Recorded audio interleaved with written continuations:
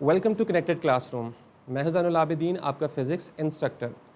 आज के इस लेक्चर में हम डिस्कस करेंगे प्रॉपर्टीज़ ऑफ वेव्स। जैसे कि हम वेव्स को स्टडी कर रहे थे और हमने वेव्स में देखा कि किस तरह से वेव्स जो हैं वो प्रोपगेट करती हैं with medium and without medium, और हमने वेव्स को कैटेगराइज किया था in the form of mechanical waves and electromagnetic waves. इसके साथ साथ हमने on the basis of propagation भी वेव्स को क्या किया था, कैटेगराइज किया था। और उसमें हमने ये देखा था कि वेव्स जो हैं हम उनको दो तरह से कैटेगराइज कर सकते हैं on the basis of propagation, transverse waves and longitudinal waves. अब हम देखेंगे कि वो कौन सी ऐसी प्रॉपर्टीज़ हैं जो वेव्स को सेटिस्फाई करनी चाहिए। तो आपने ये बात याद रखनी है कि अगर कोई भी चीज़ वेव है, जैसे मैटर की कोई भी फॉर्म अगर वेव है, तो उसको तीन टेस्ट जो हैं वो पास करना ज़रूरी है। Number 1 reflection, number 2 refraction, number 3 diffraction. ये तीन ऐसे टेस्ट हैं कि जो भी चीज़ ये तीन टेस्ट क्वालिफाई करेगी हम उस चीज़ को वेव कह सकते हैं। अब इन तीन चीज़ों को स्टडी करने के लिए हमें किसी ना किसी इक्विपमेंट की ज़रूरत है, और उस इक्विपमेंट को हम क्या कहते हैं, रिपल टैंक। तो मैं आपको रिपल टैंक की तरफ ले जाता हूँ। यस, ये वेव करेक्टरिस्टिक्स हैं और हमें चाहिए वेव प्रॉपर्टीज़ जो हम आज डिस्कस करेंगे। यस, ये कंस्ट्रक्शन आपको नज़र आ रही है।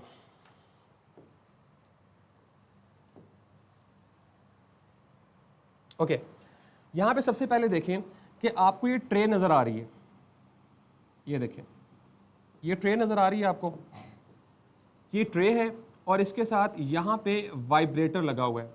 और ये ट्रे जो है वो इतनी ज़रा डीप ट्रे नहीं है जैसे आप घर में यूज़ करते हैं ट्रे ग्लासेस को कैरी करने के लिए। ये एग्जैक्टली वैसी ही ट्रे है और ये इतनी ज़्यादा डीप नहीं है। और साथ यहाँ पे ये ट्रांसपेरेंट भी है। इसके अंदर हमने वाटर जो है वो क्या किया हुआ है, प्लेस किया हुआ है। और ठीक यहाँ पे हमने वाइब्रेटर अटैच किया हुआ है। मतलब मीन्स टू से इस तरह से हमारे पास ट्रे है और यहाँ पे हमारे पास वाइब्रेटर है जो उसके अंदर डिप है। जब हम उस मोटर को ऑन करेंगे तो vibrator up and down move करेगा। जब वाटर जो है वाइब्रेटर जो है वो वाटर के अंदर अप एंड डाउन मूव करेगा तो इस ट्रे के अंदर वाटर वेव्स जो हैं वो क्या होंगी, जनरेट होंगी। इसके ऊपर हमने यहाँ पे लैंप लगाया हुआ है।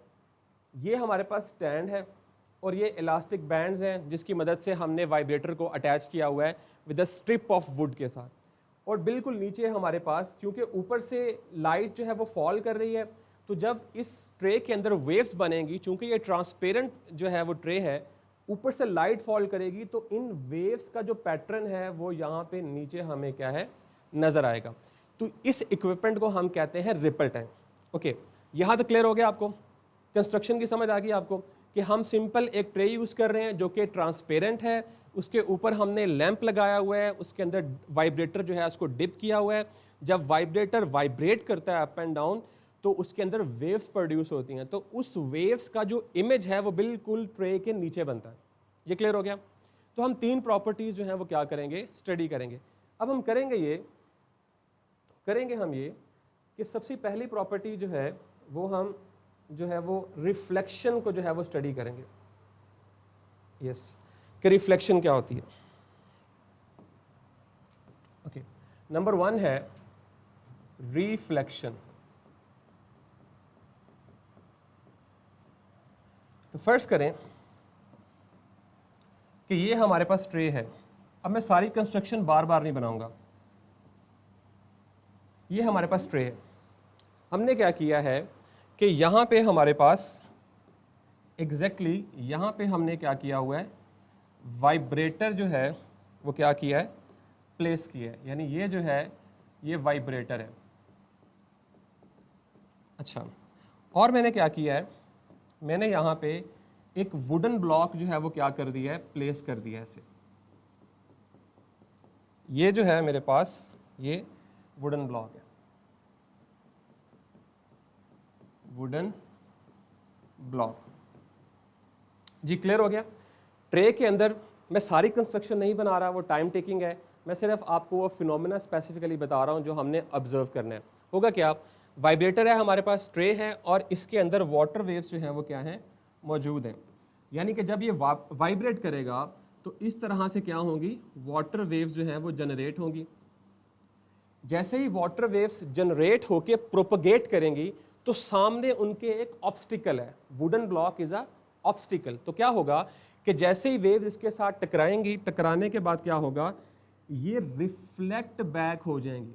ऐसे टकराने के बाद ये वापस जो है वो रिफ्लेक्ट बैक हो जाएंगी। इस फिनोमेना को हम क्या कहते हैं, रिफ्लेक्शन। यानी कि वेव आई, वेव आके ऑब्स्टिकल के साथ टकराई, टकराने के बाद वापस अपने ओरिजिनल मीडियम में वापस आ गई। इस फिनोमेना को हम क्या कहते हैं, रिफ्लेक्शन। तो याद रखिएगा कि अगर कोई चीज़ वेव है तो वो हमेशा रिफ्लेक्शन का फिनोमेना क्वालिफाई करती है, यानी ये उसका लिटमस टेस्ट है। ठीक है, तो हम इसे डिफाइन कर सकते हैं,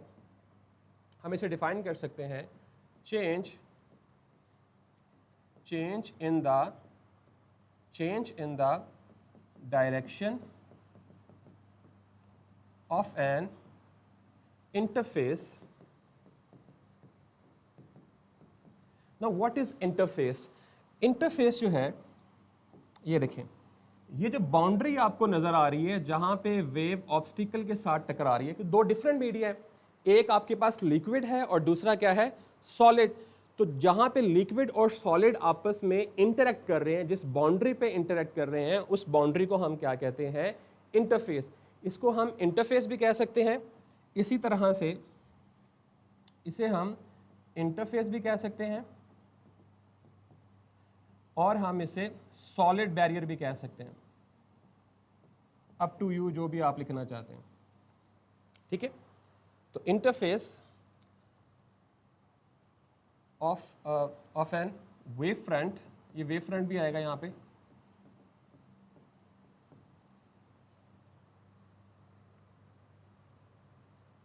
eight an interface between two media. Medium की जो प्लूरल फॉर्म होती है दैट इज मीडिया। यहां पे दो डिफरेंट मीडियम है तो हम इसे मीडिया कहेंगे। Between two media such that the wave reflects back to the same medium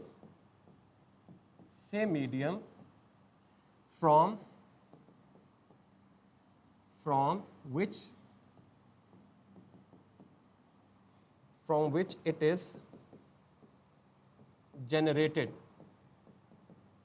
जी, ये एक ऐसा फिनोमेना है जिसमें वेव जो है वो ट्रैवल करती है एक मीडियम से और दूसरे मीडियम के इंटरफेस पे स्ट्राइक करती है और रिफ्लेक्ट बैक हो जाती है उसी से मीडियम में जहां से वो स्टार्ट हुई थी। तो इस फिनोमेना को हम क्या कहते हैं, रिफ्लेक्शन। जी, यहां तक क्लियर है सबको?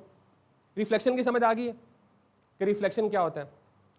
इसी तरह से लाइट जो है, लाइट भी एक वेव होती है। लेट्स से अगर मैं आपसे कहता हूं कि मेरे पास ये कोई मिरर है, तो क्या होगा, यहां से लाइट रेज आएंगी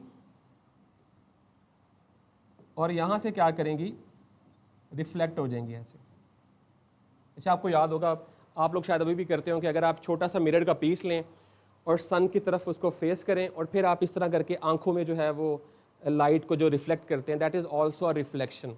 तो जो भी वेव होगी वो हमेशा रिफ्लेक्शन को सेटिस्फाई करेगी। यस, यहां तक क्लियर है? ओके, नेक्स्ट चले, नोट कर लिया आपने?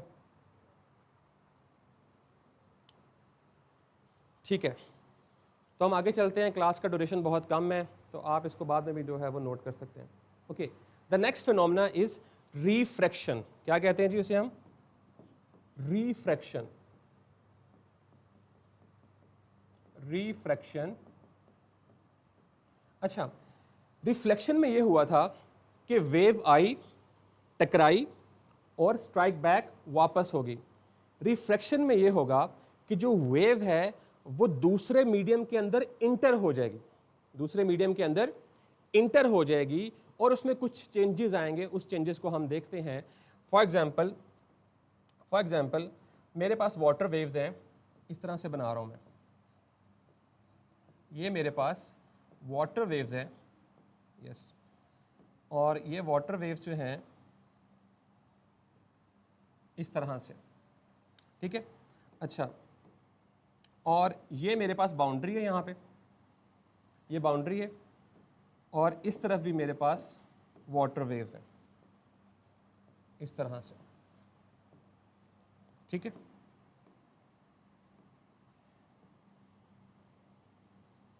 अच्छा, तो मैं इसको कह देता हूँ कि ये मेरे पास जो है वो शैलो वाटर है बाउंड्री के इस तरफ, और उस तरफ जो है वो मेरे पास डीप वाटर है। शैलो वाटर क्या होता है? शैलो वाटर कहते हैं जिसकी डेप्थ कम होती है। कोस्टल एरियाज में जब आप बीच पे जाते हैं तो जो बीच के बिल्कुल साथ साथ जो वाटर होता है जिसमें हार्डली आपके फीट डिप होते हैं वो शैलो वाटर होता है। तो जैसे जैसे आप नेक्स्ट मूव करते जाते हैं तो डेप्थ जो है वो बढ़ती जाती है, उसको हम क्या कहते हैं? Deep water. तो रिफ्लेक्शन हम देखेंगे दो डिफरेंट मीडिया में, एक हमारे पास शैलो वाटर है और एक डीप वाटर है। हमने किया क्या है? हमने ये किया है कि शैलो वाटर जो था, मतलब ये हमारी ट्रे है कंप्लीट, हमने यहाँ पे कोई ऑब्जेक्ट रख दिया, एक ब्लॉक रख दिया वुड का। तो वुड का ब्लॉक रखने से जो वाटर की डेप्थ है वो क्या हो गई है? पहले से कम हो गई है और वो शैलो बन गया है। ओके, अब होगा क्या कि जैसे ही यहाँ पे रे ऑफ लाइट जो है वो इंटर होगी, ऐसे रे ऑफ लाइट आई, ये सारी की सारी जो आपके पास वेवलेंथ्स है, वेवफ्रंट्स हैं, ये जैसे ही इंटर होगी तो होना तो ये चाहिए था कि ये बिल्कुल जो है वो स्ट्रेट मूव करती, लेकिन होगा क्या? होगा ये कि जैसे ही ये बाउंड्री के पास आएगी तो ये थोड़ी सी बेंड हो जाएगी, ये थोड़ी सी बेंड हो जाएगी। तो रिफ्रैक्शन में जब वेव एक मीडियम से दूसरे मीडियम में इंटर होती है तो उसकी डायरेक्शन चेंज हो जाती है, उसकी डायरेक्शन चेंज हो जाती है, और इसके साथ साथ उसकी स्पीड भी चेंज होती है। वो हम देखेंगे अभी, उसकी स्पीड जो है वो भी क्या होती है? चेंज होती है। तो यहाँ से इस टॉपिक में से सबसे ज़्यादा एमसीक्यूज और सबसे ज़्यादा क्वेश्चन जो है वो यहीं से पूछे जाते हैं कि अगर वेव जो है वो शैलो से डीप में गई है या डीप से शैलो में गई है तो बताएं स्पीड, वेवलेंथ और फ्रीक्वेंसी पे क्या असर पड़ता है, ठीक है। तो सबसे पहले हमने देखा, हम इसको डिफाइन कर लेते हैं पहले। Wave, when a wave moves from one medium to another medium, its speed and direction changes। तो मैंने क्या बताया आपको कि जब एक मीडिया से दूसरे मीडिया में हमारी वेव इंटर होगी, यानी वाटर वेव, हम वाटर वेव्स की बात करें तो वाटर वेव इंटर होगी, तो नंबर 1 क्या होगा कि उसकी स्पीड चेंज होगी, नंबर 2 उसकी डायरेक्शन चेंज होगी। यहां तक आपको समझ आ गई है कि दो चीजें जो हैं वो चेंज होगी। नाउ द क्वेश्चन इज कि अगर हम शैलो से डीप में जाते हैं तो स्पीड, वेवलेंथ और फ्रीक्वेंसी पे क्या असर पड़ता है? जब हम डीप से शैलो की तरफ आते हैं तब वेवलेंथ, फ्रीक्वेंसी एंड स्पीड पे क्या फ़र्क पड़ता है? यहाँ तक क्लियर है? आगे चलते हैं जी। अब हम इसे कैटेगराइज करते हैं दो तरह से। ये देखें, पहले हम लिख लेते हैं फ्रॉम शैलो टू डीप। जी, इससे पहले मैं आपको बता दूं कि आपने एक फार्मूला पढ़ रखा होगा, V is equals to F lambda. क्या पढ़ रखा है जी? V is equals to F lambda इस चैप्टर में। V stands for speed of the wave, F stands for the frequency and lambda stands for wavelength. समझ आ गई इस फार्मूले की? ओके, तो यहाँ पे आपने एक बात याद रखनी है कि रिफ्रैक्शन में फ्रीक्वेंसी कभी भी चेंज नहीं होती। आप चाहे शैलो से डीप में जाएं, चाहे डीप से शैलो में आए, फ्रीक्वेंसी जो है वो हमेशा क्या रहती है? सेम रहती है। अच्छा, फ्रीक्वेंसी क्यों सेम रहती है? उसकी रीज़न ये है, अगर आपको याद होगा तो जब हमने रिपल टैंक को स्टडी किया था तो रिपल टैंक में हमने एक वाइब्रेटर लगाया था, याद है आप लोगों को? वाइब्रेटर जो है वो वाइब्रेट करता है। अब वाइब्रेटर की जो फ्रीक्वेंसी होगी वही वेव्स की फ्रीक्वेंसी होगी। अगर मैं चाहता हूं कि फ्रीक्वेंसी को चेंज करूं तो मुझे वाइब्रेटर की फ्रीक्वेंसी को चेंज करना पड़ेगा। यहां तक बात समझ आई आपको कि शैलो से डीप में जाएं या डीप से शैलो में आए, फ्रीक्वेंसी पे इसलिए फर्क नहीं पड़ता कि फ्रीक्वेंसी डिपेंड करती है वाइब्रेटर के ऊपर, यानी वाइब्रेटर की फ्रीक्वेंसी के ऊपर। अगर आप वाइब्रेटर की फ्रीक्वेंसी चेंज करेंगे देन आपके पास फ्रीक्वेंसी चेंज होगी, मीडियम के चेंज होने से फ्रीक्वेंसी चेंज नहीं होती। अच्छा, अब दूसरी बात देखें ज़रा, जब आप शैलो से डीप में गए तो स्पीड जो है वो क्या करती है, इंक्रीज करती है। क्या करती है? इंक्रीज। जो डीप ओशन होता है वहां पे वेव्स की जो स्पीड होती है वो ज्यादा होती है as compare to shallow water, जो कोस्टल एरिया के नजदीक नजदीक होता है। ठीक है। अच्छा, अब अगर आप देखें तो मैंने आपसे कहा कि फ्रीक्वेंसी क्या है? कांस्टेंट। अगर आप कांस्टेंट और इक्वालिटी को खत्म करते हैं तो ये रिलेशन कुछ इस तरह से नहीं बन जाएगा। V is proportional to lambda means to say, देखें ना, आपको याद होगा जब आप न्यूटन्स का लॉ पढ़ते हैं तो जब आप प्रोपोर्शनैलिटी खत्म करते हैं तो वहां पे एक कांस्टेंट आता है और इक्वालिटी आती है। अगर आप इक्वालिटी और कांस्टेंट को खत्म करें तो प्रोपोर्शनैलिटी आ जाती है आपके पास। मैंने रिवर्स रिलेशन किया। अच्छा, तो इसका मतलब है कि अगर आप स्पीड बढ़ा रहे हैं तो वेवलेंथ भी क्या होगी? बढ़ेगी। डायरेक्ट रिलेशन है। अगर स्पीड कम होगी तो डायरेक्शन भी क्या होगी, और वेवलेंथ भी क्या होगी? कम होगी। तो अगर शैलो से डीप में जाते हुए हमारी स्पीड इंक्रीज कर रही है तो स्पीड के इंक्रीज करने से वेवलेंथ भी क्या करेगी? तो आप लिख सकते हैं वेवलेंथ इंक्रीजेस। जी, इस बात को फॉलो किया आपने? ये समझ आ गई यहां तक? ओके, नाउ जो इंपॉर्टेंट बात थी जहां से आपने मिस्टेक करनी है वो ये है कि फ्रीक्वेंसी रिमेन्स सेम,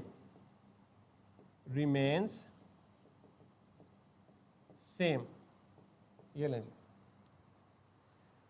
तो ये आपका एक कॉन्सेप्ट बन गया है कि अगर आपसे क्वेश्चन पूछा जाता है कि शैलो से जब वाटर वेव्स डीप वाटर में जाती हैं तो बताएं स्पीड क्या होगी, वेवलेंथ क्या होगी और फ्रीक्वेंसी क्या होगी। यहां तक क्लियर हो गया? जी क्लियर हो गया? ओके, नाउ अब हम चलते हैं आगे। ये तो हो गया शैलो टू डीप। अब डीप टू शैलो क्या होगा? From deep to shallow. अब मैंने आपको बताया कि शैलो वाटर में जब आप जाते हैं तो शैलो वाटर में स्पीड क्या करती है? डिक्रीज करती है। अगर स्पीड डिक्रीज करती है तो वेवलेंथ भी क्या करेगी? डिक्रीज। वो क्यों करेगी? क्योंकि फ्रीक्वेंसी कांस्टेंट है। जब फ्रीक्वेंसी कांस्टेंट होगी तो स्पीड और वेवलेंथ का आपस में डायरेक्ट रिलेशन होगा। तो आप लिख सकते हैं यहां पे क्या होगा जी? Speed decreases, okay, now wavelength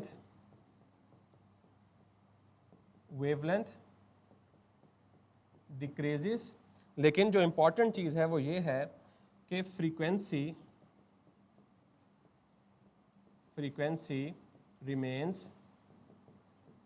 remains same. तो ये आपका एमसीक्यू मटेरियल जो है वो कंप्लीट हो गया। रिफ्रैक्शन में से पॉसिबल नंबर ऑफ क्वेश्चंस यही आएंगे। Which of the following quantities does not change during refraction? तो आंसर क्या होगा?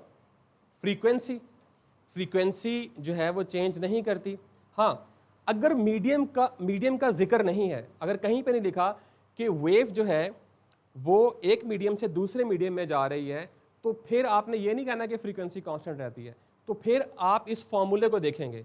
यहां पे देखें जरा, आपके पास फॉर्मूला है V is equals to F lambda.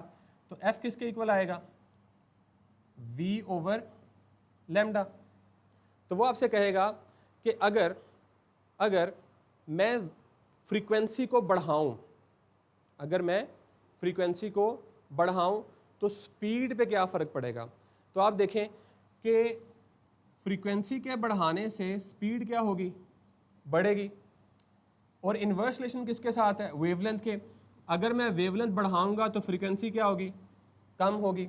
तो फिर आपने इस फॉर्मूले को देखना है। लेकिन जब उसने ये डिस्कस कर दिया है कि एक मीडियम से दूसरे मीडियम में वेव जा रही है, तो फिर फ्रीक्वेंसी चेंज नहीं होती।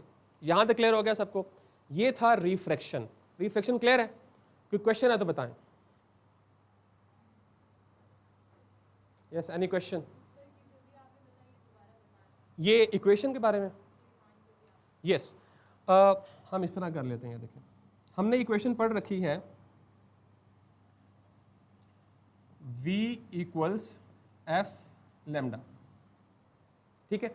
अच्छा, अगर वो आपसे कहता है कि फ्रीक्वेंसी, देखें ये 3 वेरिएबल्स हैं। कितने वेरिएबल्स हैं? 3। अगर आप तीनों में से किसी एक को कांस्टेंट रखेंगे तो 2 के दरमियान रिलेशन बन जाएगा। कैसे? अब यहां देखें आप जरा, क्या मैं इसको ऐसे लिख सकता हूं, V is proportional to lambda, लेकिन इसके लिए फ्रीक्वेंसी क्या होगी? कांस्टेंट। एक रिलेशन ये बन गया। इसी तरह से मैं लिख सकता हूं कि F is has a inverse relation with wavelength, लेकिन इसके लिए मुझे क्या करना पड़ेगा? स्पीड को कांस्टेंट रखना पड़ेगा, ठीक है। ये देखें ना, अगर आप लेमडा को नीचे ले आते हैं तो स्पीड को कांस्टेंट रखेंगे, दोनों का आपस में क्या रिलेशन बन जाएगा? इनवर्स रिलेशन बन जाएगा। तो इसी तरह से अगर आपने किसी 2 क्वांटिटीज़ के दरमियान रिलेशन निकालना है तो तीसरी क्वांटिटी जो है उसको आपको कांस्टेंट रखना पड़ेगा। जब आप उसे कांस्टेंट रखेंगे तो रिमेनिंग 2 क्वांटिटीज़ के दरमियान एक रिलेशन जो है वो बन जाएगा। क्लियर हो गया? ये जब हम एक्सरसाइज करेंगे वहाँ पे ये MCQs आएंगे तो मैं बताऊँगा आपको कि किस तरह सॉल्व करने हैं। अच्छा, रिफ्रैक्शन क्लियर हो गया? Okay, now diffraction. तीसरी और सबसे अहम प्रॉपर्टी है डायफ्रैक्शन।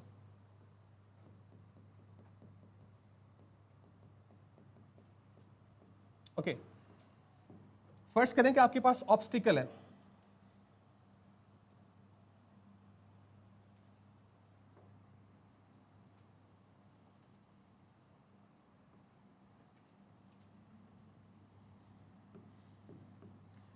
ये आपके पास ऑब्स्टिकल है, कोई भी रुकावट है, और ये जो है आपके पास, ये जो स्पेस आपको नजर आ रही है ये वाली, ये डिस्टेंस है d।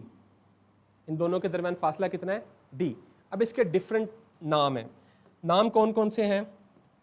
जैसे हम इसे कह सकते हैं, मैं यहाँ लिख रहा हूँ साइड पे, कि d जो है उसे आप गैप साइज भी कह सकते हैं, ठीक है। आप उसे नैरो ओपनिंग भी कह सकते हैं, ठीक है। आप इसे स्लिट साइज भी कह सकते हैं। तीनों का मतलब एक ही है। ये जो गैप आपको नजर आ रहा है इसको हम गैप साइज भी कहते हैं, हम इसको नैरो ओपनिंग भी कहते हैं, और हम इसे स्लिट साइज भी कहते हैं, और ये d होता है। अब क्या होगा? अब क्या होगा कि हमारे पास लेट्स से यहाँ से वेव जो है वो आएगी इस तरह से, ये देखिए। अब आने वाली जो वेव है मेरे पास, उसकी जो वेवलेंथ है, ये 2 वेव फ्रंट्स के दरमियान जो फासला है इसे मैं क्या कहूँगा? वेवलेंथ। 2 वेव फ्रंट्स के दरमियानी फासला जो है उसे मैं क्या कहूँगा? वेवलेंथ। अच्छा, अब वेव आएगी, जैसे ही आएगी होना ये चाहिए था कि इस वेव को इस ओपनिंग से बिल्कुल स्ट्रेट मूव करना चाहिए था। होना तो यही चाहिए था कि जो गैप है उसमें से बिल्कुल स्ट्रेट जो है वो इसको मूव करना चाहिए था, लेकिन ऐसा नहीं होता। होता ये है कि जैसे ही हमारे पास वेव आती है तो वो स्प्रेड हो जाती है। इस तरह से वेव जो है वो क्या हो जाती है? सारी डायरेक्शंस के अंदर स्प्रेड हो जाती है। इस फिनोमेना को हम क्या कहते हैं? Diffraction, the bending of waves. अगर आप गौर करें तो यहां से हमारी वेव बेंड नहीं हुई, ये देखें इस तरह से। तो ये जो बेंडिंग ऑफ वेव्स है अराउंड द ऑब्स्टिकल्स, इसे हम क्या कहते हैं? डायफ्रैक्शन। लेकिन इसकी एक कंडीशन है, एक खास कंडीशन के ऊपर आप डायफ्रैक्शन को ऑब्जर्व करेंगे। अगर वो कंडीशन मीट नहीं होती तो फिर आप डायफ्रैक्शन को ऑब्जर्व नहीं कर सकेंगे। एंड द कंडीशन ये है, ये देखें, कंडीशन ये है कि जो आने वाली वेव है, आने वाली जो वेव है उसकी जो वेवलेंथ है, आने वाली जो वेव है उसकी जो वेवलेंथ है उसको ज़्यादा होना चाहिए या बराबर होना चाहिए स्लिट साइज के। This is the condition for significant diffraction. अगर ये कंडीशन मीट नहीं होगी तो डायफ्रैक्शनल इफेक्ट्स जो हैं वो मिनिमाइज हो जाएंगे। जी, इसकी समझ आइए आपको कि डायफ्रैक्शन के लिए कंडीशन है कि आने वाली जो वेव है उसकी वेवलेंथ को स्लिट साइज से ज़्यादा होना चाहिए या उसके बराबर होना चाहिए। अगर वेवलेंथ जो है वो कम है, अगर कंडीशन कुछ इस तरह से है कि आने वाली वेवलेंथ जो है वो कम है स्लिट साइज से, तो लेस डायफ्रैक्शन होगी।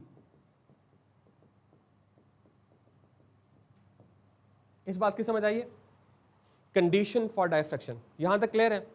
अगर किसी को नहीं समझ आई तो मैं रिपीट करता हूं। यस, आपको समझ नहीं आई? ये जो वेव आ रही है ऑब्स्टिकल की तरफ, ऑब्स्टिकल की तरफ जो वेव आ रही है, वेव की कोई ना कोई वेवलेंथ भी होगी। अब ये वेवलेंथ जो है, जैसी वेव यहां से गुजरेगी, इस ऑब्स्टिकल में से गुजरेगी, पास होगी, तो कंडीशन ये है कि ये स्लिट साइज से इसकी वेवलेंथ ज्यादा होनी चाहिए। दोनों लेंथ है ना, wavelength is also a length, physical quantity. जो slit size that is D, that is also a length, तो ये भी हमारे पास फिजिकल क्वांटिटी है। तो वेवलेंथ को स्लिट साइज से ज्यादा होना चाहिए। अगर वो ज्यादा होगी तो मैक्सिमम स्प्रेड होगी, अगर वो ज्यादा नहीं होगी तो ये फिर डायफ्रैक्शन जो है वो पहले से क्या हो जाएगी, कम हो जाएगी। ये बात समझ आई अब आपको? ठीक है, तो हम इसे डिफाइन कर सकते हैं, हम इसे डिफाइन कर सकते हैं bending of waves, bending of waves around obstacles is known as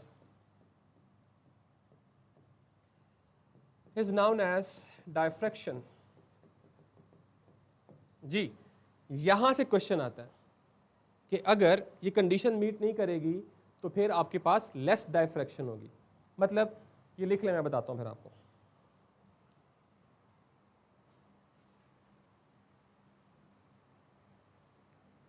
ji, note कर लिया?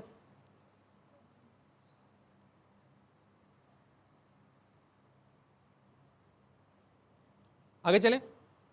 ओके, नाउ अब इस कंडीशन को लेके आगे चलते हैं।